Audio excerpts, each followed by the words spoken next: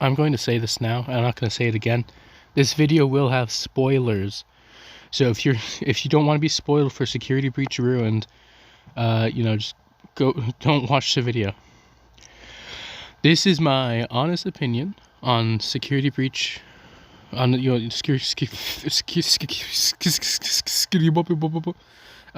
Breach Ruined. It's my honest opinion on Security Breach Ruined. I want to start with Cassie. Cassie is a fine character. There's nothing too wrong about her. She's a bit slow. Not like, I mean like physically slow. Like, she moves so much slower than Gregory, it's ridiculous. Her running speed feels like what her walking speed should be. It's embarrassing how slow this character moves. It's honestly incredible.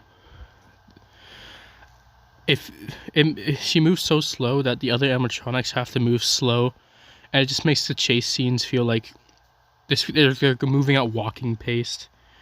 A lot of the chase scenes are also like really short too, and there's also a bunch of them. I think there's one of at least every animatronic in the game.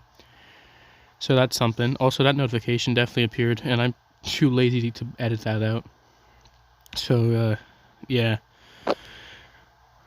But yeah, her voice actress is fine. I like her supposed relationship with Gregory. This character wasn't really revealed before this game. It was really only made for Ruined. So the little information we have on her relationship with Gregory and her relationship with Roxy, for how little it was, I think it was still a bit impactful. I want to talk about the animatronics next. I know there's probably more to say about Cassie, but that's really all I care about. It was mostly just her movement speed's way too slow. It's ridiculous. But yeah, robot time. Let's start with Chica. She probably has the weakest design of the shattered or the ruined animatronics. She just kind of has, it's kind of just her shattered model, except they put cheese mold on her face and she has a garbage bag in her stomach, and that's really it. A weird thing of all of the animatronics is that they don't really chase you. Like, when they see you, they'll kind of wander to where you were and like look around for a bit, but they won't directly come after you until it's like a chase scene. I've noticed they work like how Blind Roxy works in the base Security Breach. It's weird, especially considering that Chica and Monty both still have their eyes, so they don't really have a reason to be functioning like that. The Chica sections are fine. Whenever you get caught by the little glitch guy when you wear the mask, she's usually the one that spawns in. She's easy enough to avoid, albeit her hitbox is really wonky. A lot of them are. Like, in the camera sections where you have to play a lure to make them go away, a lot of their hitboxes are just really extended because it wants to force you to use the cameras. It's a weird thing that they did. I don't know why they did it, but yeah. Monty's probably... I mean, I would say Monty's the coolest. He's one of my favorites, but favorites design-wise, I don't like his character at all. But design-wise, Monty's design's pretty cool. He doesn't really do all too much in the game. He's mostly just here for the scares. He does have a pretty cool section with the water where, he actually acts like a normal alligator and you gotta avoid him. I hate these stupid notifications. But yeah, he has the little section where you have to jump on debris to stay out of the water because he's running down there. His pathing in the water is pretty bad, so if you kind of die to him, it's really your fault. Especially considering the fact that the only reason I died to him in that section was because he hit me while I was on a platform. Because he just kind of walked up and hit my hitbox because he clipped into the platform. But that's really all that needs to be said about that part. There's not much else to say about Monty. He barely has a design. He's just half a body at this point. There's not even like any skin on him. He just has his the two tufts of red hair on his head. And then Roxanne is the animatronic with the most built in this game, apart from the final one. She has a lot more story. She's the only animatronic in the game that can talk apart from the Mimic and Chica when you give her back her voice box. I'll talk more about that later. But yeah, Roxy has the most development. She's not all too different from her ruined form or her shattered form, but it's different enough that it's, you know, it works. A weird thing is that they're like ruined designs are very inconsistent. Like some of them be like drastically different, and others are just slightly like worse forms of their shattered forms. It's weird. Last but not least is Frederick Fitzgerald Faz Barrington II. He appears on one part, and it's really only a chase scene. You get rid of the disruptor that stops the mask from being used, and then you put on the mask, and he just kind of stops working because that's just how he's programmed. Like he just goes invisible. He can't hurt you at all. I guess we should talk about the Music Men. They're just really annoying. The whole point of the gimmick of their area, so you're supposed to lure them around, but they don't sometimes respond to the lure. So sometimes you'll have like 4 of them move over, and when you go try to scan the thing, you'll still be just one straggler left, and then he aggroes onto you, and then you die because you didn't even see him because it's a tiny little Music Man. It's annoying. I hate that part. I guess there's the Mimic. I'll be honest, I didn't expect a twist. I didn't think to make the Mimic canon. I guess that puts into question if the Mimic was Afton or not, because there's a chance it was, but who knows. Also doesn't really explain the Blob, because the Blob should be like really blob, but more blob than he was in Security Breach, because you know, like all the this place has been abandoned, all the electronics and stuff he could have just grabbed. The Mimic, he doesn't really do much. He just has some Gregory stuff, and then he chases you around, and that's really it. I think that's all the animatronics. I guess. Oh yeah, Eclipse. Yeah, Eclipse is cool. I like his design. I like his voice. He's easily like the best design. I think everyone can unanimously agree on that. That Eclipse has the best design of all the animatronics. He just doesn't really do much in the story, and that's really it. I would talk about the endos, but they're literally the same as how they were in the base game, so I'm not going to. And then, oh yeah, the real last one to talk about is the glitch rabbit guy when you put on the Vanny mask. He's cool. I wish he actually like killed you when he got close to you. Instead, he just spawns an animatronic on you. But yeah, I like his design. I like his gimmick.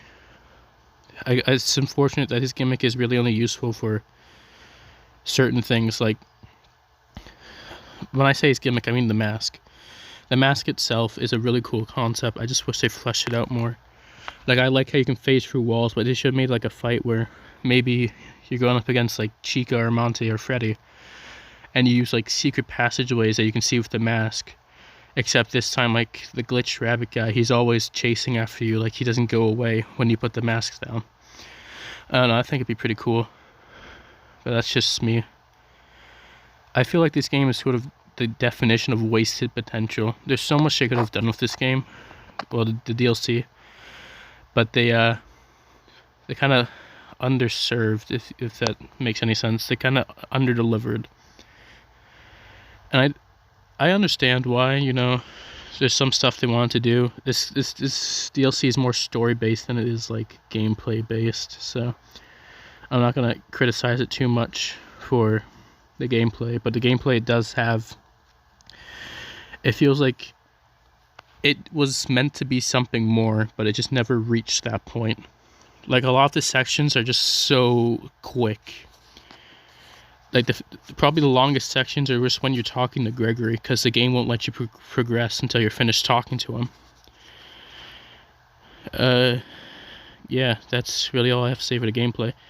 I think the mask is, like I said, a really wasted concept that could have been used to some huge potential. But, yeah, unfortunately, that's just really all that there was. I do like how there was a lot more environments to see. I do like the background lore. That's probably the best part of the game, like the background lore, the secret stuff.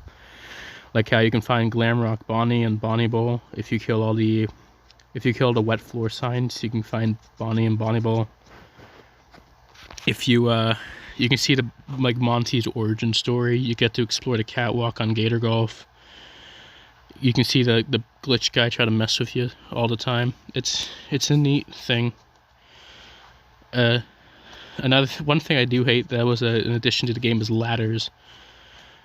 Honestly, I would just prefer to go upstairs. The ladders, they just feel so slow. Maybe it's just because this was never meant to be played like really fast, but narrative-wise, the game's pretty good. I know I could have just cut off myself there, but that's really all I had to say for that subject. Maybe the game was meant to be played at a pretty slow pace, because that's just really all it feels like. But the story of the game is it's alright. It's nothing special. I did like the mimic, but that was kind of really obvious. Unfortunately, it was really easy to predict that it wasn't actually Gregory talking to you. They did try to hint at it, like later on with you know, Cassie questioning how Gregory knows all of this stuff that's happening, even though he's not there to see it himself. But yeah, the story's just okay. It's better than Security Breach's story, but yeah, it's not really saying much. They also use this game to retcon a lot of the endings, because they made the pages collectibles, like the story ending pages collectible items. So I think they're trying to imply that those were just made up in Gregory's mind. Like they made the Afton ending a picture drawing now. They also made the Vanessa one, the escape ending, but those were always pictures anyways. So who knows how that affects the canon lore at all. Overall, the game's alright. I'd say this is better than the DLC, but my real gripe with the game is that it's very linear, and I understand why they made it linear, but I feel like if they did these environments in the base game, especially with the mask, it would have been so much better. Except it kind of just, I wouldn't say like drop the ball, because it's not what it is. This is a fine DLC, especially because it's free too. It's a really good, I recommend you get it if you do have Security Breach, because it is a good download. I enjoyed the time I played on it. It just feels like the definition of wasted potential. They could have done so much with this, but what we got was fine, and I'm not going to complain about it too much. I just personally wish there was more. But anyways, that's really all I have to say about it. You can make your own opinions. Like I said, there is spoilers, obviously. I know it's the end of the video, but still, if it got spoiled, that's your fault, not mine. I said there'd be spoilers, so you got spoiled. Anyways, that's really all to say for this. See ya.